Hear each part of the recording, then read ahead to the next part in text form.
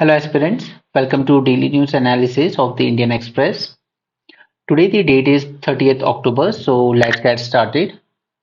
Here is the sad news about that there was a blast, okay, in Kerala, and it is related to some sort of you can say the Palestinian cause. Alright, एक Christian gathering थी, वहां पर ये blast हुआ है। तो जब इस तरह के ब्लास्ट की बात आती है तो आप नेशनल इन्वेस्टिगेशन एजेंसी, ठीक है, इसके बारे में जरूर पढ़ लीजिएगा। ओके, पहले करा चुका हूं मैं ये सब न्यूज़ के साथ ही। तो अगर आपने नोट्स बनाए होंगे तो ऑब्वियस होंगे, अदरवाइज आप खुद से रिसर्च करके पढ़ लीजिए। बट यही तरीका होता है रिवीजन करने का चीजें, ठीक है। जब न्यूज़पेपर में आए अलग अलग चीजों से लिंक करते हो तो पुराना उसके साथ ही रिवाइज कर लो, अलग से मत सोचना कि बाद में रिवाइज करेंगे एग्जाम टाइम पे। Next is Andhra train collision. तो now this is third serious collision, okay, this is third incident. तो अब इसके टाइम पर ही एक याद कीजिएगा कि कवच सिस्टम लेकर आए थे हम, कि अगर दो ट्रेनें आपस में आमने सामने आ रही हैं तो ये कवच ऑटोमेटिकली एक्टिव हो जाएगा, इन दोनों ट्रेनों को रोक देगा। बट ये कवच सिर्फ कुछ ही रूट पर अभी तक इम्प्लीमेंट किया गया है। तो अल्टीमेटली जरूरत है गवर्नमेंट को कि वो अपना बजट इंक्रीज करे, रेल बजट, ठीक है, जो कि अब जनरल बजट में मर्ज हो गया है। ऑलराइट, इसका बजट इंक्रीज करे और जो सेफ्टी एंड सिक्योरिटी पे जो खर्च होने वाला पैसा है उसको फुल करे, ठीक है। नेक्स्ट चीज की जब ये इंसिडेंट हुआ था उड़ीसा में, तब ये न्यूज आई थी कि over 6 lakh post safety department में वैकेंट पड़ी हुई हैं, ठीक है। तो जरूरी है कि गवर्नमेंट उसको फिलअप करे। अदरवाइज क्या होता है कि अगर जैसे सपोज 12 आदमियों की जगह आपने सिर्फ 6 आदमी रखें या 4 आदमी रखें, तो they get overburden, and overburden होने की वजह से वो अपना काम या तो पूरी एफिशिएंसी के साथ कर नहीं पाते हैं, या वो सिंसियरिटी नहीं रहती कि उनको लगता है कि मैं ये काम खत्म कर लूंगा तो दूसरा काम आ जाएगा मेरे पास। राइट, तो ये वैकेंसीज फिल करना, सेफ्टी का बजट बढ़ाना और कवच सिस्टम को सभी रूट पर इंप्लीमेंट करना, ये तीन मेजर्स अपने दिमाग में याद रखिएगा। आगे बढ़ते हैं। आज दो काफी अच्छे आर्टिकल मिलेंगे। एक ये इनिशिएटिव चल रहा है मेरी माटी मेरा देश। तो जहां भी रहते हो मट्टी ले आना और कर लेना। ऑलराइट, यहाँ पर देखिए, अब मैंने जब आपको मेंस 450 सीरीज में पढ़ाया था about the crop residue burning Punjab में, ठीक है, क्योंकि इसकी वजह से काफी एयर पॉल्यूट हो जाती है एनसीआर रीजन की, that is national capital region. Right, लेकिन अब क्या है कि फार्म फायर्स तो कम हुई हैं पंजाब में काफी सारे इनिशिएटिव की वजह से, ठीक है, happy seeder and others initiative. But the still the problem is कि दिल्ली की एयर उसके बाद भी काफी पॉल्यूट हो रही है। तो इसका एक सबसे बड़ा रीजन होता है आपका व्हीकल पोल्यूशन। ओके, क्योंकि देखिए दिल्ली के अराउंडिंग जो भी पूरा एनसीआर रीजन है वहां पर ऑब्वियसली बात है कि पंजाब की बसेस भी आती होंगी, हरियाणा की बसेस भी आती होंगी, ठीक है। अब दिल्ली में जो बस चल रही हैं काफी सारी चलती हैं, ऑलमोस्ट 30,000 बसेस चलती हैं। ऑलराइट, तो इसमें या तो वो बस इलेक्ट्रिक व्हीकल्स हैं, ठीक है, इलेक्ट्रिक बसेस हैं, या फिर वो बसेस सीएनजी पे चल रही हैं, जो कि लेस सोर्स ऑफ पोल्यूशन है। तो दिल्ली सरकार ने तो अपनी तरफ से कर दिया, बट पंजाब और हरियाणा से आने वाली बसेस आज भी डीजल पे चल रही हैं। राइट, तो दिल्ली सरकार का कहना है कि सेंटर इसके लिए इंश्योर करे कि दिल्ली एनसीआर के रीजन में जो भी बसेस आएंगी पंजाब हरियाणा से, वो या तो इलेक्ट्रिक व्हीकल हो या फिर एटलीस्ट सीएनजी पे चलनी चाहिए। Clear? So this is one reason. And दूसरा कि ये जो आप बीएस नॉर्म जानते हैं, ठीक है, तो अभी भी हरियाणा और पंजाब से आने वाली buses BS norm 3 and BS norm 4 पर रन कर रही हैं। ओके, तो इसको भी अब पूरी तरीके से बैन करने की जरूरत है गवर्नमेंट को। और अगर पूरी तरह से बैन नहीं कर सकते तो एटलीस्ट ये इंश्योर कर सकते हैं कि इन BS3 एंड 4 फ्यूल पे चलने वाली बसेस एनसीआर रीजन में नहीं आएंगी, ठीक है। अगर एनसीआर रीजन में आपको आना है तो एटलीस्ट आप सीएनजी बसेस लेकर आइए। एंड डोंट फॉरगेट, हमने पुराने एडिटोरियल्स में देखा था कि हाइड्रोजन बस का एक ट्रायल शुरू हुआ है दिल्ली में अभी, ठीक है, पायलट प्रोजेक्ट पे चल रहा है। लेकिन अभी क्योंकि इसके सिर्फ ट्रायल चल रहे हैं तो ये पैसेंजर्स को कैरी नहीं करती है, खाली चल रही है। आगे चलते हैं, ये सब इलेक्शन से रिलेटेड न्यूज हैं, आप अपने अपने स्टेट की पढ़ सकते हैं अगर शौक है तो। नेक्स्ट इज कि मोदी डायल्स इजिप्ट, इजिप्ट के प्रेसिडेंट हैं al Sisi, over Gaza both agree on early peace. तो ये तो वैसी बात है कि अगर किसी कंट्री से बात हो रही है तो सभी यही कहेंगे कि अर्ली पीस स्टैब्लिश हो जाए उस रीजन में, वही बेटर है। बट हमारे प्राइम मिनिस्टर को जरूरत क्या पड़ी इजिप्ट के प्रेसिडेंट से बात करने की, ठीक है। इससे पहले इन्होंने सऊदी अरेबिया यूएई की किंग से भी बातें की हैं, इसका इन्होंने पैलेस्टीन अथॉरिटी के जो लीडर हैं अब्बास, उनसे भी बातें की हैं। क्योंकि देखिए जरूरी हो जाता है, क्योंकि यूएन में एक रेजोल्यूशन आया था ओके, जिसने डिमांड किया था कि there should be kind of एक सीज फायर किया जाए, ओके, या एक पीस स्टैब्लिश किया जाए फिलहाल के लिए, ताकि ह्यूमैनिटेरियन एड पहुंचाई जा सके पैलेस्टीनियंस को। तो शॉकिंग ये रहा कि इंडिया ने इसमें एब्सटेन कर दिया। राइट, अगेंस्ट में ही वोट नहीं किया, फेवर में भी नहीं किया, हमने एब्सटेन रह गए। ठीक है, तो ये कहीं ना कहीं अरब कंट्री के साथ ज्यादा अच्छे से गया नहीं कि यहाँ पे पीस की बात हो रही है, एक सीज फायर की बात हो रही है, तो फिर इंडिया इसको क्यों नहीं सपोर्ट कर रहा है? क्योंकि इंडिया चाहता है कि अगर हमास एक टेररिस्ट ऑर्गेनाइजेशन है जो कि यूएस और ईयू की डेफिनेशन में है, बट जनरल असेंबली के, यूएन जनरल असेंबली के अकॉर्डिंग अभी नहीं है, उसने लिस्ट नहीं किया है। ठीक है, तो इंडिया टेररिज्म को लेकर ज्यादा सीरियस है कि अगर टेररिस्ट हैं तो they should be eliminated at any cost. Okay, तो हमने इस रेजोल्यूशन को एब्सटेंड कर दिया, पहला। फिर दूसरा एक और रेजोल्यूशन आया था कनाडा की तरफ से। ठीक है, उसने कहा था कि ये जो 8 अक्टूबर को अटैक हुआ है by Hamas, this is a terrorist attack and we all must condemn this. ठीक है, तो इसको इंडिया ने सपोर्ट किया। अब देखने में तो लगेगा कि इंडिया ने बहुत अच्छा किया सपोर्ट करके, ठीक है, लेकिन कई कंट्रीज जो अरब कंट्रीज हैं उन लोगों ने सपोर्ट नहीं किया, तो ऑब्वियसली उनके भी डबल स्टैंडर्ड यहाँ पर दिखते हैं। ओके, तो अब ऐसे में क्या है कि सेकंड रेजोल्यूशन इतना इंपॉर्टेंट नहीं है, बट फर्स्ट वाला है कि हम क्यों ये पीस पीस सीज फायर के अगेंस्ट, मतलब एब्सटेंड क्यों कर गए हम इसमें। तो ये चीज समझाने के लिए हमें थोड़ा सा पर्सनल कॉन्वर्सेशन करना जरूरी है इन कंट्रीज के पास, उन्हें अपनी पोजीशन समझाना जरूरी है that we are also victim of terrorism, कि हमने भी बहुत टेररिज्म अटैक देखे हैं।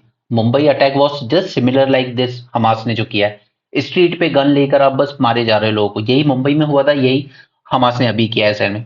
तो India should communicate with these Arab countries and all the countries in the West Asian region that, देखिए आप हमारे कंपल्शन समझिए, we are against terrorism, okay, but at the same time we should also convey that we still stand by our position of two state solution।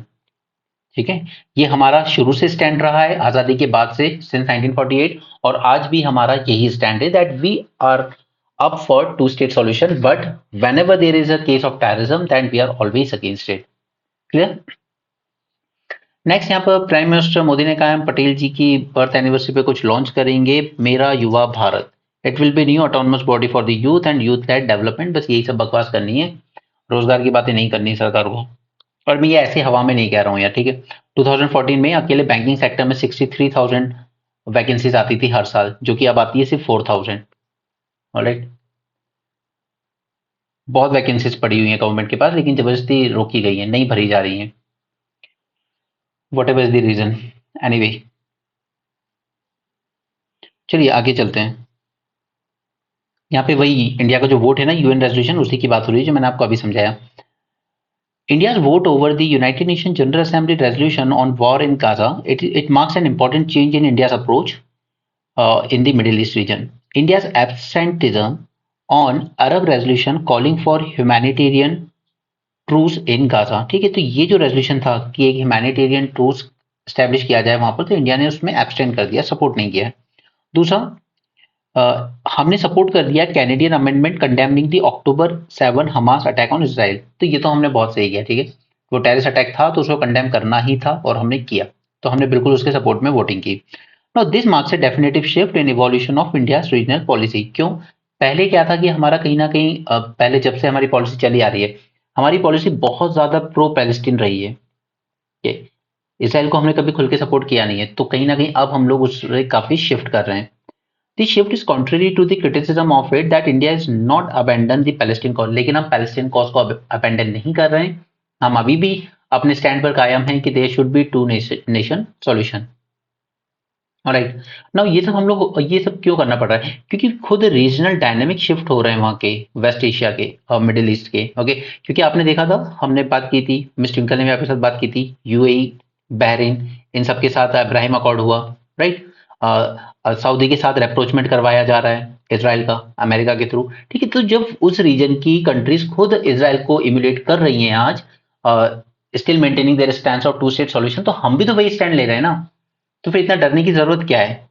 तो yes, regional dynamics change हो रहे हैं तो हम भी चेंज हो रहे हैं। India enduring interest ultimately energy security हमारी, ठीक है। तो हम सारी अरब कंट्रीज को नाराज भी नहीं करना चाहते, इसलिए हम 1-to-1 कम्युनिकेशन में उनको ये अपना स्टैंड क्लियर करने की कोशिश कर रहे हैं कि हम टेररिज्म के अगेंस्ट हैं, पैलेस्टीन के अगेंस्ट हैं। In the past India voted with the Arab resolution against Israel. हमने काफी बार इसराइल के अगेंस्ट रेजोल्यूशन आए यूएन में दैट ये ह्यूमन राइट्स वायलेशन करता है, ठीक है, पैलेस्टीनियन पीपल को हॉन्ट करता है। तो हमने वाकई उन रेजोल्यूशन को सपोर्ट किया है, हमने इसराइल के अगेंस्ट कई बार वोटिंग की है। 2013 2014 हमने कई बार वोटिंग की है वहां पर। ओके, लेकिन अब हम लोग का स्टांस थोड़ा ज्यादा चेंज हो रहा है। Now Delhi has underline the primacy of its concern on international terrorism without abandoning the demand for two state solution. Okay, लेकिन फिर भी इंडिया को तीन चीजें करने की जरूरत है इसमें। पहला, we need to guard against the inviting the charge it use to level against the Congress party's Middle East policy. ठीक है, कि कांग्रेस से क्या हुआ था, उन्होंने एक रेजोल्यूशन पास किया था जहां पर उन्होंने इसराइल का ये जो अटैक है, जो एग्रेशन है पैलेस्टीन पर, उसको कंडेम कर दिया था। बट इन्होंने अपने रेजोल्यूशन में हमास की जो टेररिस्ट अटैक हुआ उसको कंडेम नहीं किया था। ठीक है, तो जितने भी रूलिंग पार्टी के हैं, बीजेपी के लोग या जो भी राइटिस्ट लोग हैं, उन सबने ब्लेम करना शुरू कर दिया था कांग्रेस पार्टी को, देखिए कांग्रेस टेररिस्ट के साथ है। ऑलराइट, ये हुआ था बकायदा, हमारे जो मेन स्ट्रीम न्यूज चैनल हैं उन लोगों ने बोल्ड बोल्ड हेडलाइन चलाई है, कांग्रेस का हाथ हमास के साथ, इस तरह की। ठीक है, तो इस चीज से बचने की जरूरत है। ठीक है, ये मत दिखाइए कि कांग्रेस अपनी मुस्लिम वोट बैंक पॉलिटिक्स की वजह से टेररिस्ट को कंडेम करने से डर रही है, ऐसा कुछ नहीं है। Now, United nation general assembly vote वैसे तो नॉन बाइंडिंग होते हैं और इनफेक्टिव होते हैं, क्योंकि ये जनरल असेंबली पिछले 2 साल से कह रही है that Russia should and the Ukraine aggression, but कौन सुन रहा है? रेजोल्यूशन पास करते रहो आप। नो, हमें तीन डायमेंशन पे फोकस करने की जरूरत है। पहला, we should have an outreach to the Arab world and explain Delhi's abiding commitment to Palestine full statehood. Okay, this is first thing कि हम पैलेस्टीन के साथ हैं, ठीक है, सिर्फ हमास के खिलाफ हैं। Publicly press Israel to respect the laws of war, कि आप टेररिस्ट को मारिए, उनकी जगह डिस्ट्रॉय कीजिए, बट जो एड पहुंचनी चाहिए, जो मेडिकल एड पहुंचनी चाहिए वहां पैलेस्टीन लोगों के पास, उसके लिए रास्ता दीजिए। These are the laws of war, कि आप सिविलियंस को नहीं मारेंगे वॉर में। Next is shore of the humanitarian assistance to Gaza, जो कि हम लोग भेज ही रहे हैं, मेडिकल एड वगैरह। राइट, तो प्राइम मिनिस्टर मोदी ने भी अभी बहुत सही किया है, उन्होंने टेलीफोन कॉल पे बात की महमूद अब्बास से, जो पैलेस्टीन अथॉरिटी के लीडर हैं, ठीक है, King Hussein of Jordan, Sultan of Oman, या president al Fateh al Sisi of Egypt. ठीक है, तो ये सब आप एग्जाम में किस तरीके से लिखेंगे कि हम लोगों ने अपने इंटेंशन कन्वे किया, फिर आप एरो लगा के उसको लिखेंगे कि prime minister personally talk to the leaders of the Arab world to convey India's concern and commitment to Palestinian cause. All right. Now, this is a major diplomatic and political outreach to the Arab streets. Government need to invite the opposition leaders like Congress and other parties for a full briefing कि हमारी जो government है वो क्या stand ले रही है इस इशू पर, and explain the consideration shaping it's regional policies. तो अभी जो केरल में सीरियल ब्लास्ट हुए हैं कल, they have underlined that both sides have a stake in insulating domestic politics from Middle East crisis. क्योंकि देखिए यूएसए में भी हमने देखा वहां पर प्रो पैलेस्टीनियन प्रोटेस्ट भी हुए, वहां प्रो इजरायली प्रोटेस्ट भी हुए। तो हमारे यहाँ भी अगर लोग इसराइल के सपोर्ट में प्रोटेस्ट कर सकते हैं, तो फिर उनको पैलेस्टीनियन कॉज के सपोर्ट में भी प्रोटेस्ट करने का अधिकार है। ऑलराइट, बारिंग की हमास को सपोर्ट नहीं कर रहे हैं, पैलेस्टीनियन लोगों के लिए आवाज उठा रहे हैं, वो अलाउ है उनको। ठीक है, तो Delhi can ill afford to send the impression that it is preventing pro Palestinian protest while encouraging demonstration in support of Israel. All right, and we should also have a crackdown on the extremist group and reportedly spreading disinformation in favor of Tel Aviv and cyber attacks against Hamas side. ठीक है, क्योंकि अभी एक video viral हुआ था जहां पर एक लड़की को जलाते हुए दिखाया गया। ठीक है, वो ब्राजील या यूरुग्वे का था, बहुत पुराना वीडियो, बट उसको ऐसे प्रेजेंट किया गया कि देखिए हमास के लोगों ने इजरायली महिला को ऐसे जिंदा जलाने की कोशिश की। ठीक है, तो इसराइल का रिएक्शन जो है वो बिल्कुल वैलिड है एंड जस्टिफाई है उसका, इसराइल का एग्रेशन। तो इस तरह की जो fake videos, fake miss information spread की जा रही है, उससे उसके अगेंस्ट गवर्नमेंट को एक्शन लेना चाहिए। Now this is wonderful article, I would say. Okay, इसको पूरा पढ़ना अच्छे से। ठीक है, मैं आपको इसके बारे में कुछ बता देता हूँ जो काम की चीज है। मैं आर्टिकल रीड नहीं करूंगा, उसको आप खुद से भी पढ़ेंगे ना तो ही आपको ज्यादा अच्छा लगेगा वो। देखिए, पंजाब हरियाणा रीजन की जब हम बात करते हैं, दिस रीजन, तो यहाँ पे ना बासमती राइस हम लोग ग्रो करते हैं। अरे, इधर हमारा जो नेबर है पाकिस्तान, वो भी अच्छा खासा कॉम्पिटिटर है हमारा बासमती राइस के प्रोडक्शन में। क्लियर है ये चीज ना? देखिए, बासमती राइस जो है ना वो या तो रिच क्लास की डाइट में ज्यादा यूज होता है, ओके, या फिर आप ज्यादा से ज्यादा कह लीजिए upper middle class. Right. This is not a diet of common man, okay, उतना ज्यादा नहीं है, कॉमन मैन में ज्यादा यूज नहीं होता है। तो हम लोग बासमती का मेजरली एक्सपोर्ट के लिए यूज करते हैं। ठीक है, मेजोरिटी ऑफ दी जो राइस है वो एक्सपोर्ट हो जाता है इंडिया से भी, पाकिस्तान से भी। एक्सपोर्ट होकर कहाँ जाएगा? ठीक है, एक तो जाता है हमारी मिडिल ईस्ट कंट्रीज में, दी अरेबियन कंट्रीज, यूरोपियन यूनियन में, और यूएसए जैसी कंट्रीज में। ठीक है, ये हो गई बात बासमती की। अब इसके बाद बात आती है नॉन बासमती की। इसमें 6 कैटेगरी होती हैं अलग अलग, राइट, जिसमें से एक कैटेगरी हमारे इंपॉर्टेंट है पारबॉइल्ड राइस। राइट, ये वो राइस होती है जो मोस्टली कॉमन मैन की कंजम्पशन में यूज होती है। ठीक है, जो मोस्टली हमारी government national food security act में 80 करोड़ लोगों को डिस्ट्रीब्यूट कर रही है। राइट, और ये मोस्टली अफ्रीका में भेजी जाती है। तो जब गवर्नमेंट ने इस पर बैन लगाया था, ठीक है, और इसके अलावा जो हमारी व्हाइट राइस है उस पर भी गवर्नमेंट ने 20% एक्सपोर्ट ड्यूटी लगाई थी, तो अफ्रीका में एक पैनिक बटन क्रिएट हो गया था। राइट, अब याद कीजिए, और उसके बाद गवर्नमेंट ने एक आपको रास्ता क्या दिया? गवर्नमेंट ने कहा कि अगर कोई स्टेट, कोई कंट्री हमसे पर्सनली रिक्वेस्ट करेगी कि हमें जरूरत है राइस की, प्लीज हमें भिजवाइए, तो गवर्नमेंट अलाउ कर देगी। ठीक है, तो यही केस हुआ था इजिप्ट में। तो फिर हमने इजिप्ट में सप्लाई किया। राइट, क्योंकि अफ्रीकन कंट्रीज जो हैं वो बहुत ज्यादा डिपेंड करती है इंडिया के थ्रू आने वाली राइस पे। एंड इंडिया वर्ल्ड का सबसे बड़ा एक्सपोर्टर है राइस में, that is around 40% of the global rice international market में जो है वो इंडिया से जाता है। ठीक है, तो अब आप समझ सकते हैं कि अगर बासमती पे हमने लिमिट लगा दी कि आप $1200 पर टन से लेस पर एक्सपोर्ट नहीं करेंगे। ठीक है, जबकि इंटरनेशनल मार्केट में बासमती राइस का प्राइस है $80 to $850, ओके, पर टन। अब देखिए, जब इंटरनेशनल मार्केट में इस प्राइस में बिक रही है और हमने रिस्ट्रिक्शन लगा दी कि आप $1200 से नीचे नहीं भेजेंगे, तो उससे क्या होगा कि हमारा जो राइस का जो एक्सपोर्ट है वो बहुत ज्यादा डिप कर जाएगा। ओके, और जो एक मार्केट को कैप्चर करने में टाइम लगता है, जैसे कोचिंग इंस्टीट्यूट की नजर से अगर आप देखेंगे तो एक मार्केट को कैप्चर करने में कई साल लगते हैं, उन्हें भी 5-5 6-6 साल लगता है एक चैनल को ग्रो होने में, एक इंस्टीट्यूट को नाम बनाने में। तो हमने भी वर्ल्ड ओवर जो बासमती राइस का मार्केट है उसको कैप्चर करने में कई साल लगाए। लेकिन आज हम लोग ये जो रिस्ट्रिक्शन लगा रहे हैं इससे हमारे एक्सपोर्ट कम हो जाएंगे। ठीक है, वो अलग गोल है कि गवर्नमेंट चाहती है कि डोमेस्टिक में अवेलेबिलिटी बढ़े, बट डोमेस्टिक में हमारे पास मार्केट ही कम है। या तो रिच क्लास खरीद सकती है, अपर मिडिल क्लास, बट जो मेजोरिटी मिडिल क्लास है या लोअर मिडिल क्लास है या पुअर पीपल है वो तो वैसे ही बासमती राइस नहीं खरीद रहे हैं। ओके, तो अब आपने आपका जो फॉरेन मार्केट था वो सीड कर दिया है पाकिस्तान को, थाली में रख के हमने दे दिया उसको कि ये रहा पूरा मार्केट, कैप्चर कर लो आप। पाकिस्तान बहुत बासमती राइस ग्रो करता है। ऑलराइट, तो हमने तो जो अपनी एज थी, जो अपना कंपटीशन था, हमने खुद ही खत्म कर लिया उसको। ठीक है, तो ये बहुत ही रिग्रेसिव स्टेप था कि 1200 टन की लिमिट इंपोज करना। ओके, अब इससे क्या हुआ कि पंजाब और हरियाणा की जो मंडी है उनमें फार्मर्स को अच्छे प्राइस नहीं दिए जा रहे। पहले अगर $800 $850 में बिक रहा था, तो सपोज कीजिए कि फार्मर को दिए जा रहे थे $600। ऑलराइट, क्योंकि वहां डिमांड भी थी तो फार्मर भी नेगोशिएट कर सकता था, नहीं नहीं, 600 ही, $650 पर टन दो मुझे, तो मैं आपको बासमती राइस दूंगा। लेकिन अब जो एक्सपोर्टर्स हैं उनके पास रीजन क्या हो गया है कि देखिए गवर्नमेंट ने रिस्ट्रिक्शन लगा दी है ना, तो इंडिया का राइस की डिमांड कम हो गई है बाहर। ओके, तो आप अब मुझे $500 में दीजिए, तब जाकर तो मैं आपसे खरीदूंगा। अब चाहे वो डोमेस्टिक मार्केट में बेचूं मैं या एक्सपोर्ट करूं, लेकिन अब बाहर आपकी राइस की डिमांड कम है, तो या तो अपने पास ही रखे रहो या फिर हमें बेच दो जो दाम हम आपको दे रहे हैं। और वही हो रहा है कि अल्टीमेटली इस पॉलिसी का सबसे बड़ा लॉस किसको हुआ है? फार्मर्स को हुआ है, क्योंकि गवर्नमेंट की ये जो प्रो कंज्यूमर पॉलिसी है ना, इस वजह से। और ये प्रो कंज्यूमर पॉलिसी क्यों है? क्योंकि अब आ रहे हैं 24 में इलेक्शन लोकसभा के। ठीक है, और हमेशा किसी भी इलेक्शन में फूड इन्फ्लेशन एक मेजर कॉज रहेगा।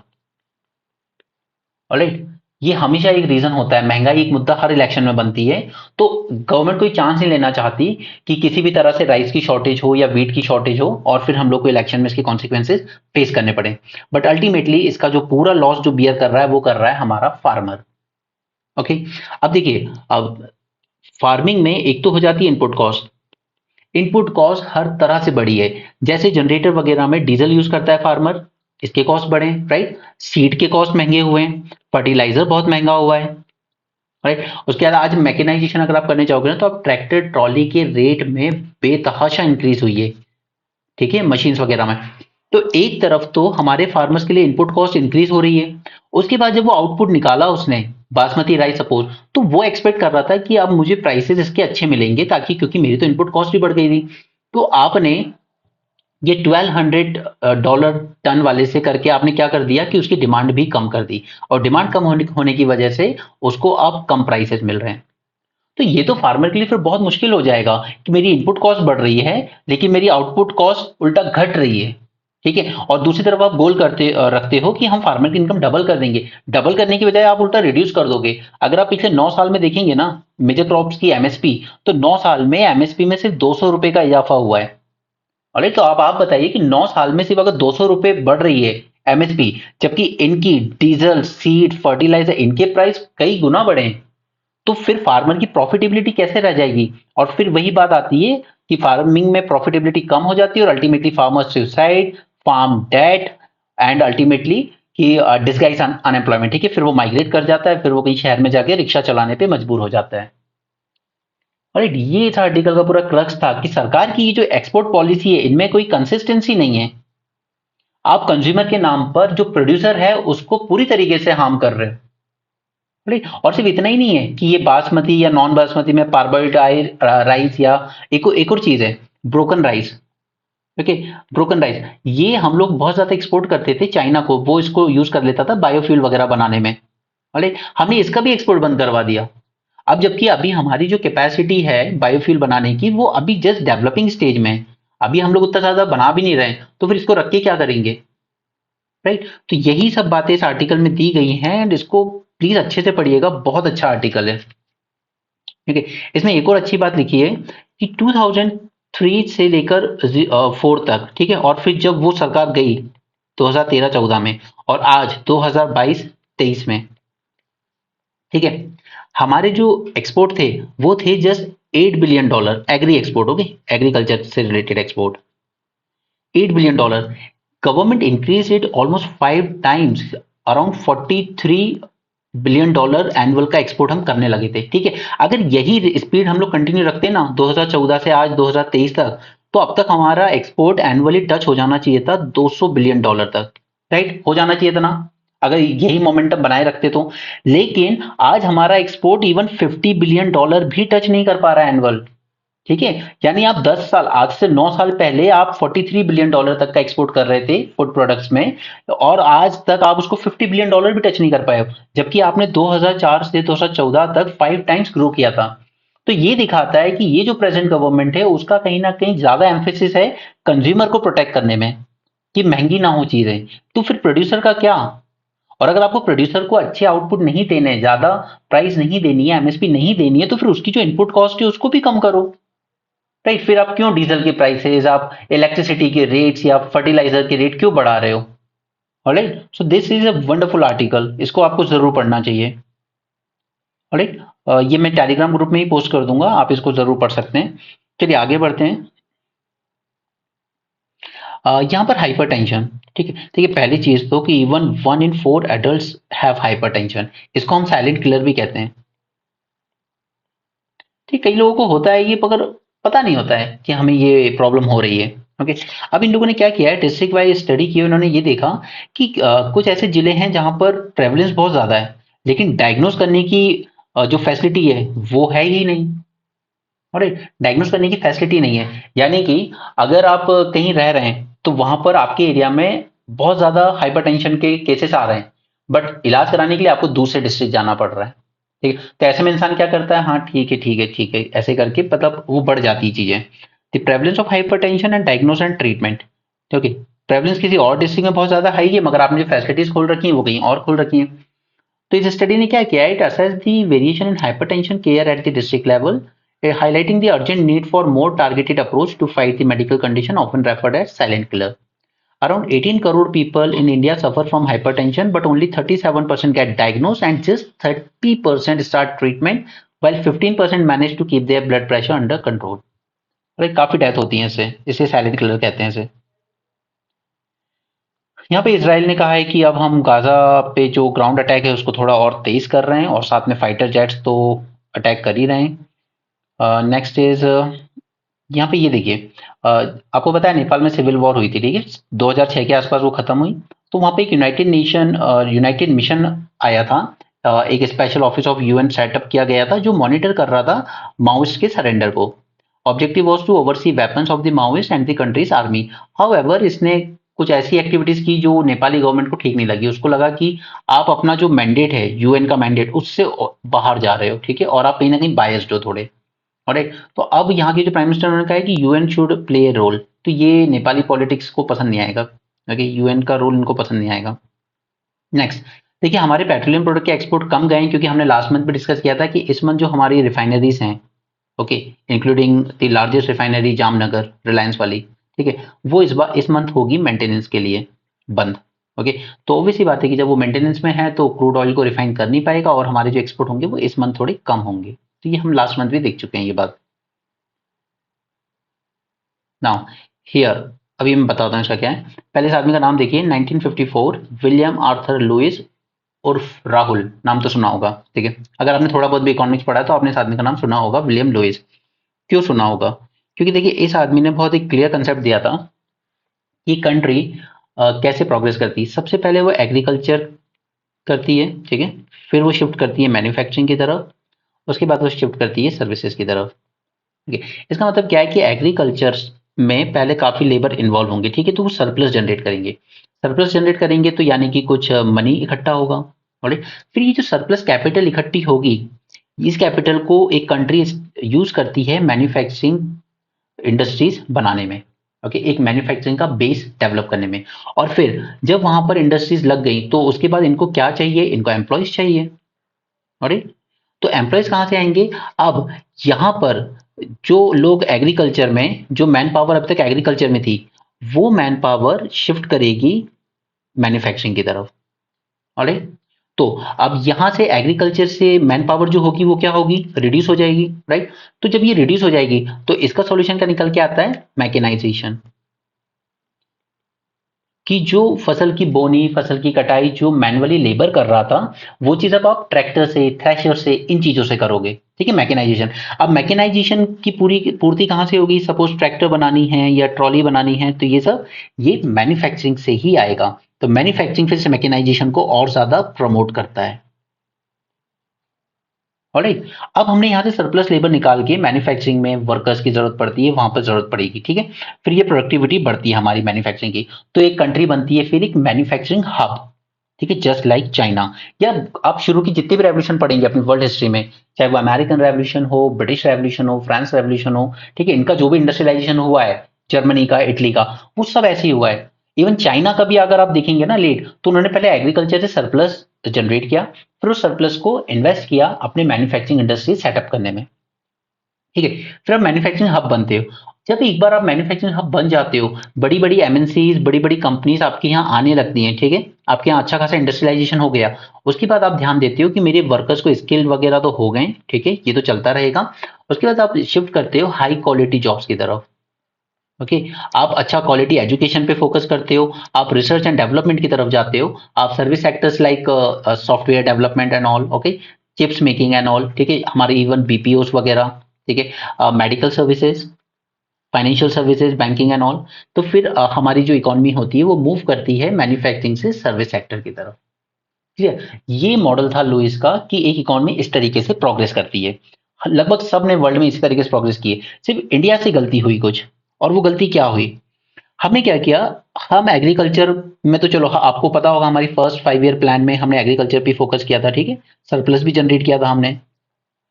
फिर उसके बाद हम थोड़ा सेकंड प्लान में थोड़ा ज्यादा एक्साइटेड हो गए कि हम कैपिटल इंटेंसिव इंडस्ट्रीज लगाएंगे, ओके, जो कि हमारा बेस था नहीं उस टाइम तक। तो उसके बाद हमने क्या किया है कि 90s तक हम लोग, टिल 1991 जब तक वो रिफॉर्म हुए एलपीजी, तब तक हम लोग यहाँ पर ना लाइसेंस राज, कोटा राज, ये सब चलता रहा। ओके। तो हमारा मैन्युफैक्चरिंग इंडस्ट्री कभी उतना प्राइवेटाइजेशन में क्या होता है कि एफिशिएंट होता है, कंपटीशन होता है, एफिशिएंसी आती है, तो ये सब चला नहीं। हम लोगों ने थोड़ा सोशलिज्म के नाम पर काफी सारा लाइसेंस राज, कोटा राज, इंस्पेक्टर राज चलता रहा हमारे यहाँ, राइट। तो उस वजह से हमारा मैन्युफैक्चरिंग उतना ग्रो हो नहीं पाया। और 90s का जो दौर आया वो आ गई कंप्यूटर एज, राइट, और हम सीधे जंप कर गए एग्रीकल्चर से सर्विस की तरफ। ऑलराइट। तो हमारी जो सरप्लस पॉपुलेशन थी एग्रीकल्चर में वो सीधे आ गई सर्विस सेक्टर में। अब सर्विस सेक्टर की कैपेसिटी है, आप किसी सर्विस सेक्टर में जाओगे, बैंक में जाओगे, क्या लगेगा वहां 10-12 बंदे बिठाएगा सिर्फ, ठीक है। लेकिन आप किसी मैन्युफैक्चरिंग में जाइए जहां पर सपोज कपड़े बन रहे हो, ओके, वो कपड़े बन रहे होंगे, वहां पे 200-500 लोग बैठे होंगे। ऑलराइट। इवन वियतनाम में भी, वियतनाम और इंडोनेशिया आई थिंक ऐसे ही कुछ है, ठीक है। वहाँ के कुछ लोग थे जो इंडिया आकर तमिलनाडु के पास, सॉरी तमिलनाडु में मदुरई के आसपास आके कहीं पे अगरबत्ती बनाना सीख के गए थे। वहां जाकर उन्होंने अपनी फैक्ट्री में 10,000 एम्प्लॉयज रखे हुए हैं और वो सिर्फ यही काम करते हैं, अगरबत्ती बनाने का। ऑलराइट। तो इस लेवल की मैन्युफैक्चरिंग जॉब्स क्रिएट करने की जरूरत थी इंडिया को, जो कि हम कर नहीं पाए, हमने सिर्फ सर्विस सेक्टर में चले गए। और ये चीज हमारी इकोनॉमी में भी रिफ्लेक्ट होती है कि हमारा कहीं ना कहीं जीडीपी में एग्रीकल्चर कंट्रीब्यूशन है 15%, इसका है कुछ मैन्युफैक्चरिंग का 25% के आसपास, और बाकी का बच गया जो 60% है वो सर्विस सेक्टर का है, ठीक है। लेकिन पॉपुलेशन वाइज देखेंगे अगर हम एम्प्लॉयमेंट वाइज, तो ये सर्विस सेक्टर दे रहा है सिर्फ 15% का एम्प्लॉयमेंट, जबकि ये जो एग्रीकल्चर है जो 15% जीडीपी में कंट्रीब्यूशन कर रहा है, ये दे रहा है 45% लोगों को एम्प्लॉयमेंट। ऑलराइट। ये बहुत गलत हुआ है। अमेरिका में अगर आप देखेंगे तो just 3% people are engage in farming, okay. हमारे यहाँ देखिए 45%। तो फिर ऐसे में क्या होता है, छोटे छोटे लैंड होते हैं, छोटे छोटे लैंड के डिवीजन, 1 एकड़, 2 एकड़, 3 एकड़। अमेरिका में जाइए, हजार हजार एकड़ के फार्मर है वहां, 1000 एकड़, 1200 एकड़, 10,000 एकड़ तक के फार्मर्स मिल जाएंगे। जब इतना बड़ा फार्मलैंड होता है किसी का, तो वो हैवी मैकेनाइजेशन के लिए जा पाता है कि मशीन के थ्रू करूंगा मैं फार्मिंग। जबकि हम लोग क्या, अगर 2 एकड़ 3 एकड़ का किसान है तो कितनी मशीनें करेगा, कुछ नहीं करेगा वो, ठीक है। वो मैनुअली लेबर पे ज्यादा डिपेंड करेगा, ट्रैक्टर वगैरह भी चाहिए होगा तो वो रेंट पे लेके कर लेगा एक दिन काम, ओके। हार्वेस्टिंग करवानी है तो लेबर से करवा लेगा, या अगर सस्ता पड़ेगा तो हार्वेस्टर को किराए पे ले लेगा, राइट। तो ये गलती हमसे हुई है, और यही आर्टिकल हाईलाइट करता है कि ये जो चाइना मॉडल था कि पहले एग्रीकल्चर से मैन्युफैक्चरिंग, फिर मैन्युफैक्चरिंग से सर्विस सेक्टर, हम इस मॉडल पे अब नहीं जा सकते, इसका टाइम जा चुका है। अब हमें क्या करना होगा कि हमें एग्री का ही इंडस्ट्रियलाइजेशन करना होगा। जैसे जैसे एग्रीकल्चर से ही हमें बायोफ्यूल बनाने होंगे, राइट। हमने पढ़े थे first generation, second generation, third generation, fourth generation biofuel, right. Agriculture में फर्स्ट जनरेशन फ्यूल क्या था, ये आपका फूड प्रोडक्ट से ही बन रहा था, राइट। मेज से बनता है, सोयाबीन से बनता है, एंड सो ऑन, ठीक है। और सेकंड जनरेशन ये क्रॉप रेसिड्यू से बनता है, राइट। तो आज जो पंजाब में पराली वगैरह जलाई जा रही है उसको अब डाइवर्ट कर रहे हैं हम लोग सेकंड जनरेशन बायोफ्यूल्स बनाने में, राइट। उसी की तरह ऑक्सिलरी इंडस्ट्री से डेवलप करने की कोशिश की जा रही है, ठीक है, कि फार्मर में ही एंटरप्रेन्योरशिप स्पिरिट डेवलप की जाए, ओके। जैसे आज फार्मिंग में वहां पर क्या हो रहा है, गांव में अगर आप जाएंगे तो कई लोग हार्वेस्टर ले लेते हैं, ठीक है, जो अफोर्ड कर सकता है वो खरीद लेता है, और फिर वो रेंट पे चलता रहता है साल भर सबके खेतों में, राइट। तो वो भी एक तरह की एंटरप्रेन्योरशिप है कि ये आपको एक डाइवर्सिफाइड इनकम भी प्रोवाइड करता है, राइट। तो हमें कहीं ना कहीं एग्री एंटरप्रेन्योरशिप को अब प्रमोट करने की जरूरत है, क्योंकि अगर अब हम वो अप्रोच लेंगे ना कि अब हम मैन्युफैक्चरिंग बेस वगैरह तैयार करें, तो वो अब नहीं देगा, वो आपको उतना एम्प्लॉयमेंट नहीं देगा, क्योंकि अब जमाना आ गया ऑटोमेशन का। ऑलराइट। आप ऑटोमोबाइल इंडस्ट्री कभी जाके देखेंगे मानेसर हरियाणा साइड में, तो आप उसमें काफी सारा आपको देखने को मिलेगा कि काफी कुछ रोबोट्स वगैरह के थ्रू वहां पे काम होता है, alright. Automation, robots, artificial intelligence. Remember that even construction sector में भी 3D प्रिंटिंग से हमने एक पोस्ट ऑफिस बनाया है, आई थिंक बेंगलुरु में, राइट। तो अब आप ये जो ट्रेडिशनल अप्रोच है मैन्युफैक्चरिंग में शिफ्ट करने का, ये आपके काम नहीं आएगा। अब आपको कहीं ना कहीं एग्रीकल्चर में जो आपकी 45% पॉपुलेशन है उसी को एंटरप्रेन्योरशिप की तरफ लाना होगा। क्लियर। तो यही बातें ये इस आर्टिकल में कर रहा है, जिसमें फैक्ट्स काफी दिए हैं, बट मैंने से आपके लिए काम की बातें हाईलाइट कर दी है। तो आप इसको एक बार टेलीग्राम ग्रुप में मैं इसको पोस्ट कर दूंगा, आप वहां से रीड कर लीजिएगा, ओके। बट जो क्रक्स है वो मैंने आपको बता दिया है। Don't just read anything ball by ball commentary, alright.